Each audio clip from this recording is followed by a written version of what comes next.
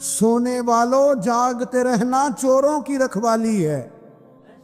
सोने वालों जागते रहना चोरों की।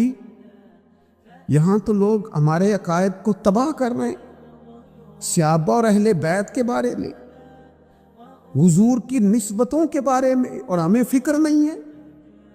इतनी दूर ले जाया जा रहा है, इतना फिक्री इंतशार। नहीं कहा हजरत रबिया बिन काब की वो हदीस तो सारे लोग सुनाते हैं कि वुजू कराया करते थे तो नबी पाक ने फरमाया कुछ मांग ले। उन्होंने जन्नत में नबी पाक का पड़ोस ही मांग लिया, ये बुखारी में मौजूद है। लेकिन वो वाली हदीस भी पढ़ो कि जब नबी पाक ने उन्हें कहा कि रबिया तू मुझे वुजू कराता रहता है, शादी क्यों नहीं करता? हुजूर ने नहीं फरमाया कि उसका जाती मामला है, मैं शादी कराऊंगा, मैं इस काम में क्यों आऊंगा, शादी क्यों नहीं करता? इसकी हुजूर कोई कारोबार नहीं, कोई मामला नहीं, कोई रंग रूप नहीं, और आपकी खिदमत से भी रुक जाऊंगा। कहते हैं हुजूर खामोश हो गए। अगले दिन फिर पूछा निकाह क्यों नहीं करते? मैंने कहा हुजूर ना कारोबार है, ना घर है, ना मकान है, ना रंग रूप है, कौन रिश्ता देगा? जब मैं ये कह के बाहर निकला ना हुजूर खामोश हो गए, तो मेरे दिल में ख्याल आया रबिया तू बहस क्यों करता है और उनको बताता है जिन्हें अल्लाह ने सारा कुछ ही अता फरमाया हुआ है। हुजूर कहते हैं शादी क्यों नहीं करता? तो चुप करके कह दे महबूबा जैसे दिल करता है वैसे कर दे, तू आगे से दलीलें देता फिरता है। ये भी को बात हुई। फरमाते अगले दिन मैंने इरादा कर लिया, हुजूर ने अगर आज कहा तो कह देना या रसूलल्लाह जैसे दिल हो करे। मैंने वुजू कराया, मेरा ख्याल था हुजूर यहाँ रोक के कहेंगे, यहाँ रोक के कहेंगे, पर हुजूर ने आज बात ही कोई ना की। मैं देर तक सोचता रहा यहाँ कहेंगे, पर आज हुजूर ने बात ही ना की। मैं पछता रहा था कि 2 दिन मौका मिला, मैंने ज़ाया कर दिया। फरमाते वुजू पूरा करा के जब मैं बाहर निकला, दरवाजे तक पहुंचा तो महबूब ने आवाज़ दी। बात सुन मैं ठहर गया। फरमाया शादी क्यों नहीं करते? कहते मेरा तो दिल फूलों की तरह खिल उठा। मैंने कहा या रसूलल्लाह जैसे दिल करता है करा दे। तो नबी पाक अलैहिस्सलाम ने फरमाया फलां कबीले के सरदार के पास जा, उसे कहा अपनी बेटी का निकाह तेरे साथ कर। कहते मैं गया, थोड़ी देर के लिए तवक्कुफ किया उन्होंने, लेकिन फिर वो राजी हो गए। मैं वापस आया, सुनो ये भी उसका जाती मामला है, लेकिन नबी पाक ने देखा कि इसको जरूरत है मेरी, इसका निकाह नहीं हो रहा, घर नहीं आबाद हो रहा, तो हुजूर ने पूरा किरदार अदा किया। मेरे महबूब करीम अलैहिस्सलाम ने हज़रत हारसा बिन नौमान को बुलाया। फरमाया तेरा एक मकान खाली है? कहा या रसूलल्लाह हाँ। फरमाया ये मेरे रबिया को दे दे, उसमें रहा करेगा, दुल्हन को लाएगा। हज़रत बुरीदा असलमी को बुलाया। फरमाया एक खजूर की गुठली के बराबर सोना चाहिए। या रसूलल्लाह किस लिए? फरमाया मेरे इस गुलाम ने अपनी बीवी को हक महर देना है। हज़रत सैयदना उस्मान गनी को बुलाया, तीसरे सहाबी। फरमाया एक मेंढे का बंदोबस्त तूने करके देना है। हुजूर किस लिए? फरमाया मैंने अपने गुलाम का वलीमा करना है, बकरे का बंदोबस्त कर। सारी तैयारियां करके दी। हजरत रबिया कहते हैं जब मैं दुल्हन ब्याह के घर लाया तो मेरे दोस्त यार रिश्तेदार मुबारक देने आए। कहने लगे तेरी क्या बात है, शादी भी आला खानदान, वलीमा भी, और खजूर की गुठली के बराबर हक महर भी। तो हज़रत रबिया रो पड़े। फरमाने लगे मैं तो काला कलोटा हबशी गुलाम था, सलाम भी कोई नहीं लेता था, मुझे मुबारक ना दो, मेरे मुस्तफ़ा पे दुरूद और सलाम पढ़ो। ये सारा हुजूर का करम है। कहते हो उसका जाती मामला है, भाई सारा दिन तेरे साथ रहता है, उठता बैठता है, तेरी नौकरी करता है, तूने कभी पलट के देखा ही नहीं, तूने कभी अश्कुशोई नहीं की, तूने इतना टाइम ही नहीं दिया कि तेरे कंधे पे सर रख के रो सके, तेरी तवज्जो ही नहीं। नबी रहमत अलैहिस्सलाम दाएं बाएं वालों आगे पीछे वालों का ख्याल रखते, जहां जिसको जरूरत होती हुजूर उसकी जरूरत में पहुंचते, अश्कशोई करते, नबी पाक प्यार करते। कहते हैं उसका जाती मामला है, मैं क्या करूं? सुनो हजरत जाबिर इब्न अब्दुल्ला रदी अल्लाह तआला अन्हु के जो वालिद थे ना हजरत अब्दुल्ला बिन अमर रदी अल्लाह तआला अन्हु, वो आला तरीन ओहद के शहीद हैं कि नबी पाक फरमाते हैं रब करीम ने खुद उनसे गुफ्तगू फरमाई है, खुद उनसे गुफ्तगू की अल्लाह तबारक व तआला ने। हजरत जाबिर बिन अब्दुल्ला के वालिद अब्दुल्ला बिन अमर ओहद में शहीद हो गए। कुछ 6 या 10 महीने थी उनकी, कर्जे चढ़ गए, कारोबार में नुकसान हो गया। ضروری نہیں کہ کوئی آدمی دھوکے باز ہی ہو تو وہ مقروض ہوتا ہے، یہ ضروری نہیں۔ تلک الایام نداولھا بین الناس، اللہ لوگوں کے دن پھیرتا ہے، حالات تبدیل کرتا ہے۔ اب سیابی پہ کچھ شک کر سکتا ہے؟ لیکن حضرت جابر کہتے ہیں اتنا قرضہ چڑھ گیا کہ ایک ایک بال میرا قرضے میں ڈوب گیا۔ قرضے بڑے دینے تھے، مقروض آتے، تنگ کرتے۔ خود نبی کریم علیہ السلام نے فرمایا ہے کہ جو مقروض ہوتا ہے وہ قیدی ہوتا ہے، جب تک قرض دے نہیں لیتا اتنی دیر تک وہ آزاد نہیں ہوتا۔ حضرت جابر ابن عبداللہ کہتے ہیں میرے باغ میں کھجوریں پکی تھی، یہ بخاری میں بھی ہے، کنز العمال میں بھی ہے، ابن کثیر میں بھی ہے، امام حلبی نے سیرت حلبیہ میں بھی لکھا ہے، بیسیوں درجنوں کتابوں میں آپ کو روایت ملے۔ فرمانے لگے کھجوریں جب میری پک کے تیار ہو رہی تھی تو مقروض جب پیسے لینے آتے تو میں کہتا قرضے یہ کھجوریں پکتی ہیں تو دیتا ہوں۔ یہ ہم پنجاب کے لوگ کیا کہا کرتے تھے، ہاڑی سونی جی، یہاں چاول کی فصل پہ، یہاں گندم کے، ہم نے تو کپڑے لیے ہوتے تھے ادھار دکانوں سے کہ فصل پکتی ہے تو پھر دے دیتے ہیں، کہ کھجوریں پکتی ہیں تو دیتا ہوں۔ فرماتے پتہ مجھے بھی تھا کھجوریں زیادہ تھوڑی ہیں اور جن کے پیسے دینے ہیں وہ پیسے، فرماتے ہیں کھجوریں پک گئی، اتاری تو یہ تو 11 گنا بھی اور ہو تب بھی قرضہ نہیں اترتا۔ کہتے ہیں میں نے دوستوں سے، یاروں سے، رشتہ داروں سے، وہ جو کہتے ہیں نہیں کوئی حکم ہوا تو بتانا، پھر جس دن بندہ حکم بتاتا ہے اس دن کہتے ہیں آج سویرے ہی بچہ پیسے لے گیا، یہ تو 2 گھنٹے پہلے بتاتا تو تیرا کام، ہنس رہے ہیں آپ بیچ بیچ میں سے، 2 گھنٹے بس لیٹ ہیں آپ، بلکہ کئی تو پونے گھنٹے کا ٹائم دیتے ہیں، کہتے ہیں پونا گھنٹہ پہلے تو آ جاتا تو تیرا کام بس، اور جب بھی آپ فون کرو سے اگلی دفعہ کرے تو پھر شاید آدھے گھنٹے کا ٹائم دے دیں کہ آدھا گھنٹہ ہو گیا تو لیٹ ہو گیا، ورنہ کام بالکل تیار تھا۔ اور ہمارے زمانے میں تو دوستی قائم رکھنی ہے تو صرف اس سے رہ سکتی ہے جسے آپ کام نہ بتائیں، حالانکہ اس دوست کا کیا مطلب، دنیا تے جو کام نہ آیا اوکھے سوکھے ویلے، اس بے فیض سنگی کولوں بہتر یار اکیلے، کیا مطلب ہے؟ کام بتایا تو رفو چکر ہو گیا، منع کیا ہوا اس بات؟ میرے رسول کائنات علیہ السلام کے صحابی کہتے ہیں سب سے کہا پر کسی نے نہ سنی، جب میں تھک گیا نا تو میں دروازہ رسول پہ چلا گیا، یا رسول اللہ، یا رسول اللہ، یا رسول اللہ، حضور قرضے زیادہ ہیں، کھجوریں کم ہیں، یہودیوں کے پیسے ہیں وہ مانتے نہیں، نبی پاک نے فرمایا ان سے کہو تھوڑے تھوڑے لے لے باقی پھر دے، حضور نہیں مانتے۔ حضور کہہ سکتے تھے سلمان جاؤ بات کر کے آؤ، جاؤ بلال، صہیب جاؤ، کون جاتا ہے مقروضوں کی سفارش کرنے؟ کہتا ہے بھائی میں نہیں بیچ میں آؤں گا، اتنے پیسے اوہ ہو، میں اپنے موبائل فون بند کر جاتے، کوئی پوچھے نہ۔ لیکن نبی کریم علیہ السلام نے فرمایا سنو، خود رسول پاک، خود نبی پاک نے، حضور نے فرمایا چل میں تیرے ساتھ چلتا ہوں، چل میں تیرے ساتھ چلتا ہوں، مقروض کے ساتھ، امیر کے ساتھ نہیں، اس کے ساتھ نہیں جس نے پیسے لینے ہیں، بلکہ حضور مقروض کے ساتھ، گرے ہوئے کے ساتھ چلے، چل میں چلتا ہوں۔ یہودی تک گئے، فرمایا کچھ لے لے، یہ بیچارہ دھوکے باز نہیں الجھ گیا ہے، غربت، کچھ لے لے باقی پھر دے دیں گے۔ کہنے لگا سارے ہی لینے ہیں۔ جب اس نے بات نہ مانی تو پھر یہ اللہ کے رسول ہے نا۔ اعلیٰ حضرت فرماتے ہیں میرے کریم سے گر قطرہ کسی نے مانگا، دریا بہا دیے، دوربے بہا دیے۔ یہ دوربے کیا ہوتے ہیں؟ یہ مجھے پوچھا تھوڑے دن پہلے ایک شخص نے، آپ سنتے رہتے ہیں نا شعرات تو ترجمہ پوچھتے ہی نہیں نا، کبھی پوچھ لیا کریں کہ اس کا معنی کیا ہے، کبھی پرچی لکھ لیا کریں تاکہ کوئی جب آپ سے پوچھے تو یہ دوربے کیا ہے۔ لفظ دوربے ہے ہی نہیں، اصل میں اعلیٰ حضرت کو پڑھتے نہیں نا لوگ، تو انہیں پتہ ہی نہیں وہ بات کتنی اعلیٰ، یہ لفظ دوربے نہیں ہے۔ اعلیٰ حضرت کہتے ہیں میرے قریب سے گر قطرہ کسی نے مانگا، دریا بہا دیے ہیں، دور بے بہا دیے۔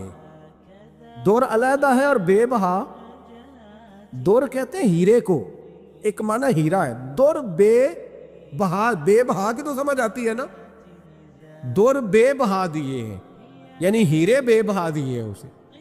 اب سمجھ آئیے بات کی، دریا بہا دیے ہیں، دور بے بہا دیے ہیں، یہ معنی ہے شعر کا۔ تو جب وہ نانا مانا یہودی تو نبی کریم علیہ السلام فرمانے لگے نہیں تو پھر پورے لینے ہیں، کہنے لگا جی پورے لینے ہیں۔ حضور فرمانے لگے کل آ جانا سارے دے دیں گے۔ پورے پیسے تیرے ملیں گے، تو آ جانا۔ حضرت جابر ابن عبداللہ کو حضور نے فرمایا کھجوریں اتار کے نا تو اپنے باغ میں ڈھیر لگا اور میں آیا۔ حضرت عمر حدیث کے راوی ہے، فرماتے ہیں بس رسول پاک چل پڑے۔ حضور نے کندھے پہ رومال رکھا، حضور چل پڑے۔ کوئی چٹائی نہیں بچھائی، حضرت جابر کہتے ہیں، کوئی صوفہ نہیں رکھا، وہ پھولوں کے ہار نہیں۔ حضور آئے، 2-3 چکر میرے باغ کے لگائے اور کھجوروں کے ڈھیر کے پاس بیٹھ گئے۔ فرمایا بلا جس کے پیسے دینے، بلا، اب تنگی یہ داماں پہ نہ جا، اور بھی کچھ مانگ، بلا۔ فرماتے بندے کو بلایا، حضور نے فرمایا کتنے پیسے؟ حضور اتنے درہم دینار ہے۔ فرمایا کھجوریں تولتا جا اور دیتا جا۔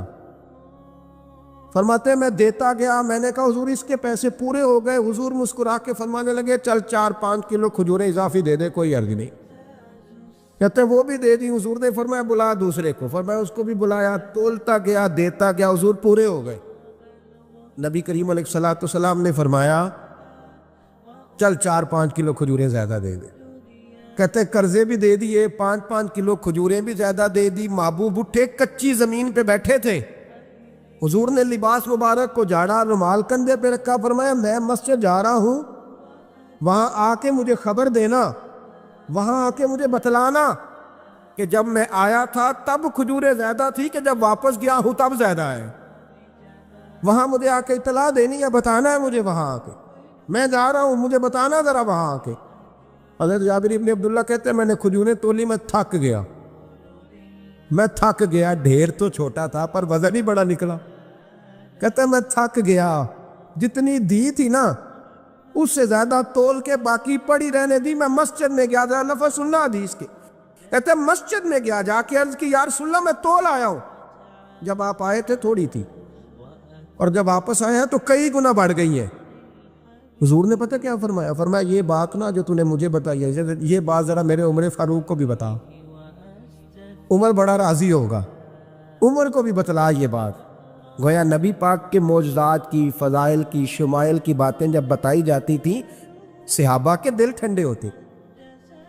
عمر کو بھی بتا، عمر راضی ہوں گے۔ جناب جابر ابن عبداللہ رضی اللہ تعالیٰ عنہ فرماتے ہیں میں حضرت عمر کے پاس گیا، میں نے کہا عمر میری یہ رائے تھی کہ جتنی میری کھجوریں ہیں 11 گنا اور بھی اتنی ہو تو پھر بھی قرضہ نہیں اترتا، لیکن سارے قرضے بھی اترے، 5-5 کلو کھجوریں بھی زیادہ دے دی اور پہلے سے زیادہ کھجوریں پڑی ہیں۔ تو کہتے ہیں حضرت عمر کی آنکھیں روشن ہو گئی، چہرہ مسکرانے لگا، کہنے لگا تو اب بتا رہا ہے نا، اب واپس آ کے رزلٹ سنا رہا ہے، تو صحابہ سے پوچھ لے جب نبی کریم گئے تھے تو میں نے اسی وقت کہا تھا، حضور کے جاتے ہی میں نے کہا تھا اب دیکھنا رب کریم جابر بن عبداللہ پر ساری ہی رحمت نازل فرما دے، اللہ ہر قسم کا کرم فرمائے گا، خیر ہی خیر ہو جائے گی، دیکھ لے میں نے پہلے بتلا دیا۔ میرے نبی پاک سلام چھوٹی چھوٹی باتوں کا خیال رکھ، چھوٹی چھوٹی چیزوں پر توجہ دیتے، خیال کرتے کس کو کس وقت کس چیز کی کہاں حاجت ہے، اس کی وہ حاجت پوری کی جاتی، اس کا دھیان رکھا جاتا۔ حضرت جابر خود فرماتے، یہ مسلم کے لفظ ہے، فرماتے ایک دفعہ میں حضور کے ساتھ جہاد پہ گیا تھا، میرا اونٹ کمزور تھا، میں پیچھے رہ گیا۔ ہمارے یہاں شرط لگتی ہے نا، اللہ تعالیٰ خیر فرمائے، ایک بھائی گاڑی خریدتا ہے پھر دوسرا چاہے زیور بیچے اس نے بھی خریدنی ہوتی ہے، ورنہ گھر میں گھسنے کی اجازت نہیں ملتی، بہت سارے خرچے۔ یہ جو جوائنٹ فیملی سسٹم ہے نا، اکٹھے جو ہاں بھائی رہتے ہیں 3 4 5 6، اس کے بہت سارے خرچے ضد کی وجہ سے بڑھ جاتے ہیں، اس نے کیا ہے تو لہذا میں نے بھی، ہوتا ہے نا جی ایسے، تو پھر اس ضد میں کوئی پیچھے پلٹ کے نہیں دیکھتا کہ چلو جو پیچھے رہ گیا اس کا بھی ہاتھ پکڑے ساتھ آ جائے، دوڑتے رہتے، اس میں بیچارے کئی تھک جاتے ہیں، کئیوں کے پیر دوڑ دوڑ کے سوج جاتے ہیں، بڑے مسئلے بنتے ہیں، لیکن پیچھے پلٹنے کو کوئی تیار ہے؟ اس دوڑ نے ہمیں تھکا کے رکھ دیا۔ مسلم میں ہے، جناب جابر ابن عبداللہ کہتے ہیں حضور کے ساتھ میں جہاد پہ گیا، واپس آ رہا تھا، میرا اونٹ کمزور تھا، بوڑھا تھا، بیمار تھا، سب لوگ آگے گزر گئے، میں پیچھے رہ گیا، کچھ میں پریشان رہتا تھا غربت سے، تو میں مایوس بھی تھا، ذرا پیچھے رہ گیا، پریشان تھا۔ فرماتے ہیں نبی پاک نے نا 2-3 دفعہ پلٹ پلٹ کے دیکھا، ادھر دیکھو، میں نے اپنی زندگی میں بڑے لوگ دیکھے ہیں، وہ امیروں میں چلے گئے، پیچھے پلٹ کے انہوں نے غریبوں کو کبھی نہیں دیکھا، کہ وہ ایک دوست ہوتا تھا ہمارا جو ماڑا ہے، غریب ہے، پلٹ کے نہیں دیکھا۔ کہتے ہیں نبی کریم علیہ الصلاۃ والسلام نہ آگے گئے، سب سے آگے۔ حضور نے 2 4 5 دفعہ نہ پیچھے پلٹ کے دیکھا۔ جابر ابن عبداللہ کہتے ہیں جب میں نظر نہ آیا تو میرے محبوب کا انداز کریمانہ دیکھیں، حضور اعلانیہ فرمانے لگے، بھئی مجھے جابر نہیں نظر آ رہا۔ بے خبر ہو جو غلاموں سے، واقعہ کیا ہے؟ واقعہ کیا ہے؟ یہاں ہمارے استاد جب یہ حدیث پڑھا رہے تھے نا، یہ حدیث پڑھا رہے تھے تو اچانک رونے لگ گئے۔ میں نے کہا حضور کیا ہوا، رو کیوں پڑے؟ تو کہنے لگے یار سوچتا ہوں جو محبوب جہاد سے واپسی پر اپنے غلاموں کو نہیں بھولے، وہ میدان محشر میں کیسے بھول جائے؟ وہ وہاں بھی پوچھیں گے فلانا کدھر گیا، فلانا کدھر گیا، ایک ایک کا نام لیں گے۔ حضور نام لیں گے ہماری موج بن جائے گی۔ نبی کریم نے پلٹ کر کے دیکھا، جابر نہیں نظر آ رہے۔ حضور ان کا اونٹ کمزور ہے، پیچھے رہ گئے۔ حضور نے یہ نہیں فرمایا کہ ذرا آہستہ کرو ساتھ، یہ نہیں فرمایا، بلکہ نبی پاک نے فرمایا تم چلو۔ قافلہ چلتا رہا، حضور نے گھوڑا پیچھے کی طرف موڑا، سب سے پیچھے آئے۔ جناب جابر کہتے ہیں پیچھے میرے پاس۔ اس حکمت کو آپ سمجھیں، حدیث کے لفظوں پر آپ غور کریں۔ ایک کہہ کے کہنا ذرا اس کو میرے پاس لاؤ، یہ بات اور ہے، ذرا آہستہ ہو جا، وہ بھی ساتھ مل جائے۔ لیکن یہ معنی اور ہے کہ غریب جہاں بیٹھا ہے اس کے پاس خود چل کے جانا۔ حضور خود پلٹ کے پیچھے آئے اور فرماتے میں جو کہ پریشان تھا تو محبوب میری طرف دیکھ کے فرمانے لگے اس کو دوڑاتا کیوں نہیں، پیچھے کیوں رہ گیا؟ تو کہتے ہیں مایوس بندہ، پریشان بندہ کبھی کبھی وہ اس طرح بولتا ہے کہ جیسے کڑ رہا ہے، تھوڑا سا نا سخت ترش باتیں بھی کرتا ہے۔ کہتے ہیں میں نے اس عالم میں نا، میں نے کہا حضور اس قابل ہوتا تو سب کے ساتھ مل نہ جاتا، کمزور ہے، ماڑا ہے، مہران ہے، اور وہ بھی پرانی جو چل ہی نہیں سکتی، یہ کہاں یا رسول اللہ دوڑے گا، اس قابل ہی نہیں ہے۔ حضور اس قابل ہوتا تو قافلے کے ساتھ نہ ہوتا۔ کہتے ہیں حضور نے میری طرف توجہ فرمائی، میں باتیں کر رہا تھا اپنے اندر کی پریشانی کی تو حضور مسکراتے جا رہے۔ حضور کے ہاتھ میں چھڑی تھی، فرمانے لگے ایسے ہی تو باتیں کر رہا ہے۔ نبی پاک نے اونٹ کی پشت پہ چھڑی لگائی اور فرمایا تو دوڑتا کیوں نہیں؟ بڑے ہلکے سے مسکرا، اوے تو دوڑتا کیوں نہیں؟ تو جناب جابر ابن عبداللہ کہتے ہیں جو سب سے پیچھے تھا نا وہ سب سے آگے نکل گیا، وہ دوڑتا گیا، دوڑتا۔ فرماتے ہیں میرا چہرہ بھی عجیب سا، لوگ میرے انداز دیکھیں کہ یہ کیسے آگے نکل گئے، کیسے، کبھی نہ سوچ یہ کیسے نکل گیا، بس سمجھ لے آگے وہی نکلا ہے جسے مصطفیٰ کی تھبکی مل گئی ہے۔ تو یہ نہ کہ سیاست کر گیا، چلاکی کر گیا، بس تھبکی مل گئی تو بات بن گئی۔ کہتے ہیں میں نکل گیا آگے، حضور کی تھبکی جو ملی تھی۔ حضرت جابر ابن عبداللہ کہتے ہیں حضور گھوڑا دوڑا کے میرے پاس آئے، خود حضور نے میرا اونٹ تیز کرایا نبی پاک کی برکت سے۔ تو قریب آ کے فرمانے لگے ٹھہر جا یار، ہم بھی تیرے قافلے میں، ہمیں بھی ساتھ لے لے۔ فرماتے اب تو میں رو ہی پڑا کہ خود بھیک دے، خود ہی کہے منگتے کا بھلا ہو، ٹھہر جا یار ہمیں بھی ساتھ لے لے۔ جناب جابر ابن عبداللہ رضی اللہ تعالیٰ عنہ فرماتے کہ جگہ پڑاؤ کیا، رکے، ٹھہرے کھانے پینے کو، نماز پڑھنے۔ نبی کریم نے مجھے بلایا، میں حاضر ہوا تو کہا یا رسول اللہ حضور حکم۔ تو محبوب فرمانے لگے جابر یار تیرا اونٹ میں نے نرالا ہی دیکھا، بوڑھا ہو کے سب سے آگے نکل جاتا ہے، بیمار ہو کے، کمزور ہو کے۔ کہتے ہیں میں چہرہ دیکھتا جا رہا ہوں کہ حضور سارا ہی پتہ ہے آپ کو، میں کیا عرض کروں؟ تو محبوب فرمانے لگے پسند آ گیا، بیچ نہیں دیتے میرے ہاتھ؟ کہا یا رسول اللہ آپ رکھ لیں۔ حضور آپ کا یہ؟ فرمایا نہیں میں پیسے دوں گا۔ کتنے کا ہے؟ کہا یا رسول اللہ آپ رکھ لیں۔ فرمایا پیسے دوں گا۔ یا رسول اللہ مارکیٹ میں جاؤں تو 6-7 دینار کا بکے گا۔ فرمایا نہیں بھائی میں تو پورے 10 دوں گا۔ 6-7 نہیں، میں تو پورے حساب سیدھا، 6-7 کا کیا حساب ہوا، 10 پورے کا۔ حضور پھر بندہ نوازی ہے نا، کون بول سکتا ہے؟ حضور نے فرمایا بلال تیرے پاس 10 دینار تھے؟ حضور ہیں۔ فرمایا ان کو دے دو، اونٹ کے پیسے رکھ لو اور مال نہ مدینے جا کے دے دے۔ جابر ابن عبداللہ کہتے ہیں میں مدینے گیا شام کو، میں نے نا کبھی اپنے اونٹ کی اتنی خدمت نہیں کی جتنی اس دن کی۔ میں نے اسے بڑے پیار سے نہلایا، میں نے نئی رسی خرید کے اسے نکیل ڈالی، آج محبوب کی بارگاہ میں لے کے جانا ہے۔ کہتے ہیں تیاری کر کے نا، تیاری پوری تیاری کر کے، تن تندور ہڈاں دا بالن تے اسی ہاواں نال تپایا، کپ کپ مکیاں پیڑے کیتے، عشق پلیتھن لایا، تن دا سالن تے من دی ہانڈی، اتو نون صبر دا پایا، غلام فریدا وے میں ساری تیری، تینوں اجے یقین نہیں آیا؟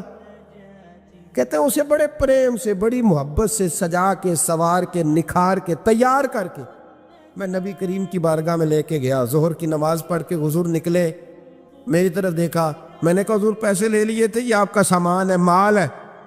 کہتے حضور نے نکیل تھامی، میں واپس پلٹا، بھی گلی کی نکر مڑا نہیں تھا، حضور نے آواز دی، جابر ذرا سن تو صحیح۔ کہتے میں واپس آیا ہوں تو حضور مجھ سے باتیں کرنے لگے، فرمانے لگے یہ میرا اونٹ ہے، اسے کمزور اور بوڑھا نہ سمجھنا، کبھی جانوروں میں دوڑا کے دیکھنا، سب سے آگے نکل جاتا۔ اور کریم محبوب فرمانے لگے 6-7 دینار کا نہ سمجھنا، میں نے پورے 10 دینار کا خریدا۔ اور پھر حضور پھر مسکرائے، فرمایا جابر تمہیں پتہ ہے تحفہ لینے دینے سے محبت بڑھتی ہے؟ حضور ہاں۔ فرمایا رکھ لو، میں تمہیں تحفے میں دینا چاہتا ہوں، رکھ لو، میں تحفے میں دینا چاہتا ہوں۔ جناب جابر ابن عبداللہ کہتے ہیں میں واپس لوٹ رہا تھا، رو رہا اور کہہ رہا تھا جیسا نبی اللہ نے مجھے دیا، جیسا رسول اللہ نے، سب سے اولا ہو اعلیٰ ہمارا علم۔ آنکھیں بند کر کے جھوٹ کی زندگی جی کے، اپنے ساتھ بددیانتی کر کے، دھوکہ دے کے، اپنے آپ کو دائیں بائیں، اپنے آپ کو کہیں مصروف رکھ کے کچھ وقت ضائع تو کر لیتے ہو، پر تمہیں پتہ تو ہے نا کہ عبادت اللہ کی کرنی، تمہیں اس کی خبر ہے۔ اور میرے رسول پاک علیہ وسلم نے فرمایا بندہ اللہ کے سب سے قریب اس وقت ہوتا ہے جب وہ سجدے کی حالت میں ہوتا ہے۔ کس کے قریب ہوتا ہے؟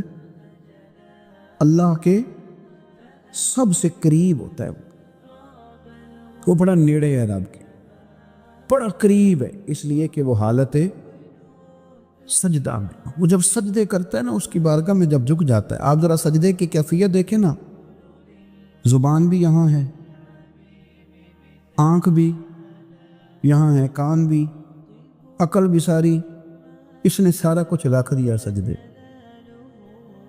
آپ وہ کبھی پیچھے جائیں تو دیہاتوں میں کہا جاتا تھا ناک سے نکیریں نکالو، بہت بڑی سزا ہوتی تھی نا، ناک سے نکیریں نکالو، بڑی سزا ہوتی تھی۔ تو اس نے کہا مالک مجھے کسی نے کہا نہیں، پر دیکھنا میں نے رکھ دی ساری عقل سجدے میں، اور رکھ کے کہا کیا؟ سبحان ربی یا اللہ، اللہ میں پست ہوں تو اعلیٰ ہے، اللہ تو میرا رب ہے اور تو سب سے اعلیٰ، اتنا۔ اور فرمایا جب یہ اس کیفیت میں ہوتا ہے تو پھر یہ اپنے رب کے قریب ہوتا ہے۔ میرے نبی کریم علیہ السلام نے مصلی سے دل لگانے کا درس دیا، حضور نے توجہ دلائی، صحابہ اس ذوق کے حامل لوگ تھے، وہ کوشش کرتے تھے۔ جناب صدیق اکبر رضی اللہ تعالیٰ عنہ کا عبادت کا مزاج ہمیشہ قائم رہا۔ حضرت عمر فاروق ساری رات اللہ کے حضور کھڑے رہے۔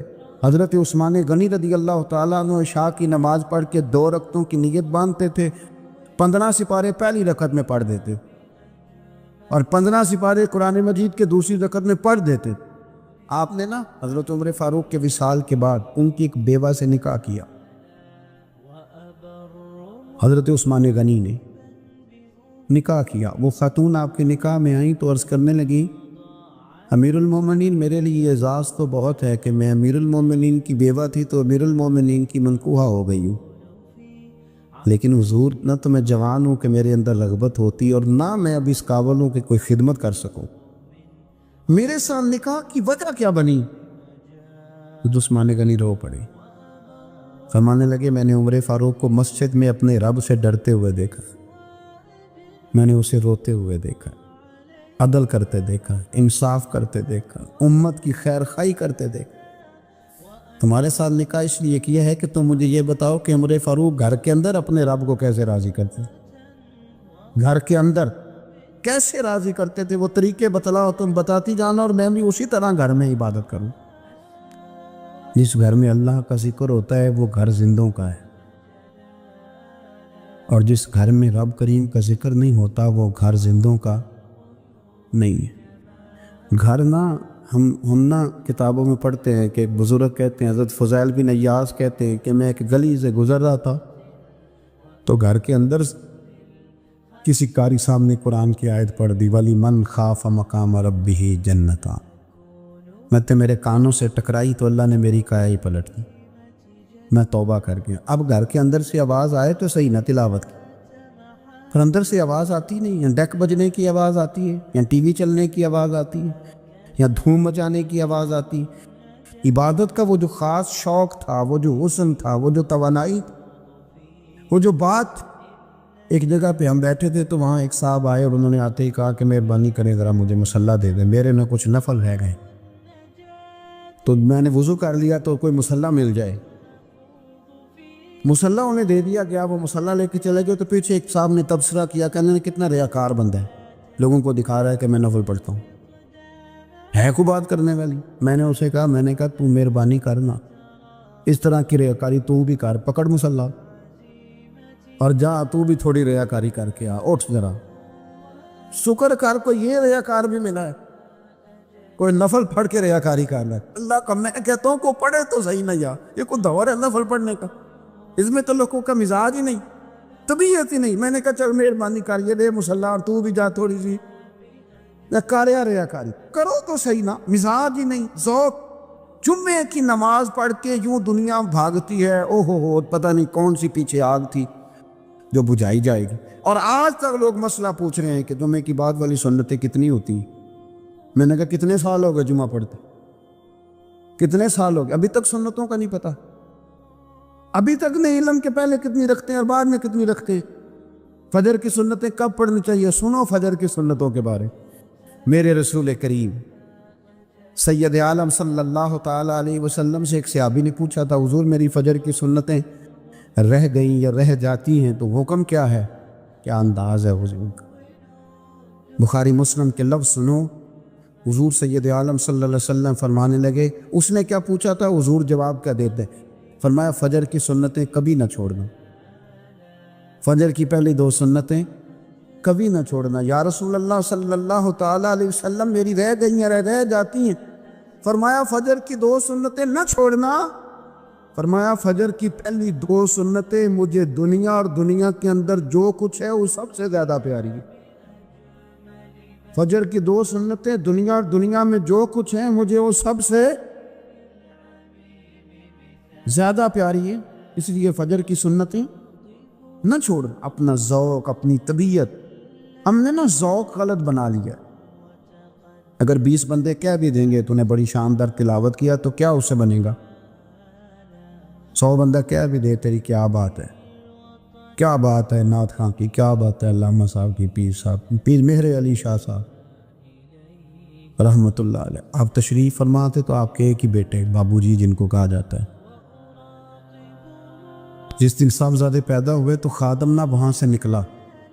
ان لوگوں کے شوق اور طرح کے تھے نا، تو ان کی توجہ بھی اپنے شوق کی طرف رہتی، تو خادم نکلا اندر سے، پیر صاحب مبارک ہو، پیر صاحب مبارک ہو، پیر صاحب مبارک ہو، پیر صاحب مبارک ہو، شور کر رہا ہے۔ تو پیر صاحب کو وجد ہو گیا، اللہ اکبر، اللہ اکبر، اللہ، کیا ہوا؟ کس چیز کی مبارک دے رہے ہو؟ اس کی حضور اللہ نے بیٹا دیے۔ تو آپ فرمانے لگے اچھا حضور آپ کیا ہوا، آپ تو پریشان ہو گئے۔ فرمانے لگے جب تو نے 3 دفعہ کہا نا مہر علی کو مبارک ہو تو میں سمجھا تھا شاید تجھے کسی نے بتا دیا ہے کہ مہر علی سے اللہ راضی ہو، میں سمجھا تھا کہ شاید تو یہ خبر لے کے آیا ہے کہ کسی نے بتایا ہے کہ مجھے آج خبر ملی ہے کہ مہر علی سے رب اچھا پتر ہوا ہے، الحمدللہ اللہ کا شکر ہے، پر میرے لیے مبارک کا دن وہ ہوگا جب میرا رب کہے گا کہ میں مہر علی سے راضی، میرے محبوب کہیں گے کہ میں مہر علی سے، آپ بات کو سمجھے، شوق ہی کسی اور طرف تھا، دل ہی کہیں اور لگا ہوا تھا، طبیعت ہی کہیں اور مائل تھی۔ کوئی وظیفہ پوچھتے تھے تو پڑھتے تھے وہ لوگ، کچھ اللہ اللہ انہیں بتائی جاتی تھی تو کرنے کا ذوق رکھتے تھے، طبیعت تھی، قائل تھے، حضرت ربی کہتے ہیں میں بڑی دور سے سفر کر کے گیا حضرت اویس کرنی سے ملنی، بڑی دور سے، اور جب میں پہنچا تو فجر کا وقت تھا، تو حضرت اویس کرنی کو میں نے پا لیا، تو وہ نماز پڑھ کے نا قرآن شریف لے کے بیٹھ گئے۔ فرماتے ہیں اشراق چاشت کا وقت ہوا تو نفلوں کی نیت باندھ لی۔ محدث ابن الجوزی نے لکھا ہے، فرماتے ہیں پھر جب زوال کا وقت ہوا تو مسجد میں جھاڑو دینے لگ گئے۔ ظہر کی نماز پڑھ کے تو عصر کی تیاری تک وہ مسجد میں بیٹھے رہے، اور میرے نبی پاک علیہ السلام نے فرمایا جو نماز کے انتظار میں بیٹھا ہو وہ نماز ہی میں ہے، وہ نماز ہی میں ہے۔ فرمایا میری دنیا، میری امت کی جو رہبانیت ہے نا وہ اتنی ہے کہ نماز کا انتظار کرے، اذان کے بعد نماز کا یہ راہب ہے، یہ اس وقت چھوڑ کے بیٹھے ہیں ذرا۔ فرماتے ہیں عصر تک انہوں نے اللہ اللہ کی، پھر مغرب تک کی، عشاء کی نماز ہوئی تو نماز پڑھی تو وہ تھک گئے۔ اب مجھے وہ فارغ ہوں مصلی چھوڑے تو میں ملاقات کروں نا، کہ آپ حیران نہ ہو کہ اتنی دیر بندہ کیسے اللہ اللہ کر، ہم نے کی نہیں نا اس لیے ہم پریشان ہیں۔ جو عادی ہوتے ہیں وہ کر بھی لیتے ہیں، وہ یہ کام، میری بات کو سمجھ آ رہے ہیں؟ جب جاتے ہو کسی دفتر میں تو 8 گھنٹے کھڑے رہ لیتے ہو نا، مجبوری ہوتی ہے تو کھڑے رہا جا سکتا ہے۔ پاسپورٹ کا دفتر، بولیے امیگریشن کی لائنوں میں، اور میں نے تو ایمبیسیوں میں بندے 12 گھنٹے پہلے جا کے کھڑے دیکھے، رہ لیتے ہیں کھڑے۔ تو اگر ان کاموں کے لیے رہا جاتا ہے تو اللہ رسول کے لیے بھی کھڑے رہا جا سکتا ہے۔ تو فرمانے لگے کہ جب عشاء کی نماز کے بعد آخر انسان سے تھک گئے، نیند کا غلبہ ہوا تو تھوڑی ایسے آنکھ بند ہوئی تو کھلی تو رونے لگے۔ حضرت ویسے کر دیا، رو کے کہنے لگے مالک مجھے غافل تو نہ کر، ابھی میں نے کیا بھی کچھ نہیں، دن ختم ہو گیا، کوئی نفل نہیں، کوئی اللہ اللہ نہیں، اللہ مجھے غافل نہ کر، میری مدد فرما۔ فرماتے ہیں جب وہ روئے تو میرے ساتھ جو شخص تھا میں نے کہا اٹھو چلیں، کہنے لگا حضور ملا نہیں، فرمایا جو میں لینے آیا تھا وہ مجھے مل گیا ہے، جو میں ان سے سیکھنے آیا تھا وہ مجھے نصیب ہو گیا، اب اور میں نے کیا لینا، ختم ہو گئی بات، اٹھو چلیں۔ اللہ کے بندوں نے، حضرت ربیہ بن کعب اسلمی رضی اللہ تعالیٰ عنہ فرماتے ہیں، کہتے ہیں جب بنو قریظہ اور بنو نذیر یہودیوں کے ساتھ حضور علیہ السلام نے جنگ کا اعلان فرمایا تو وہ دشمن ہو گئے، ہمیں خطرہ تھا کہ وہ رات کو کہیں محبوب کو تکلیف نہ دیں، تو کچھ لوگ نا تلواریں لے کے نبی پاک کے دروازے پہ پہرے داری کرتے تھے۔ گن مین رکھنا حرام نہیں، اگر کسی کو واقعی خطرہ ہو تو اس کے لیے سنت بھی ہے۔ حضرت علی المرتضیٰ تلوار لے کے حضور کے گھر کا پہرا دیتے تھے۔ حضرت ربیہ بن کعب اسلمی رضی اللہ تعالیٰ عنہ فرماتے ہیں کہ رات میری ڈیوٹی تھی کہ میں حضور کے گھر کا پہرا دوں گا، تو فرماتے ہیں میں باہر سن رہا تھا، ساری رات ہی میرے نبی پاک نے اللہ کی تسبیح پڑھی، ساری رات، کبھی تسبیح، کبھی تہلیل، کبھی تحمید، کبھی تکبیر، ساری رات۔ فرماتے ہیں ساری رات حضور پڑھتے رہے اور ساری رات ہی میں سنتا رہا، مجھے اونگ آ گئی، میری آنکھ لگ گئی، حضور ابھی پڑھ رہے تھے، میں تھک کے سو گیا۔ اور فرماتے ہیں جب میری آنکھ دوبارہ سے کھلی تو میرے کانوں میں پھر کوئی چیز گونجی، تو میں نے کان لگایا تو میرے حبیب ابھی بھی اللہ کو یاد کر رہے۔ ساری رات حضور رب کی عبادت کرتے، اسی لیے تو کہا یا ایھا المزمل قم اللیل الا قلیلا، حبیب ساری رات تو نہ جاگا تھا، تھوڑا آرام بھی کر لیے گا۔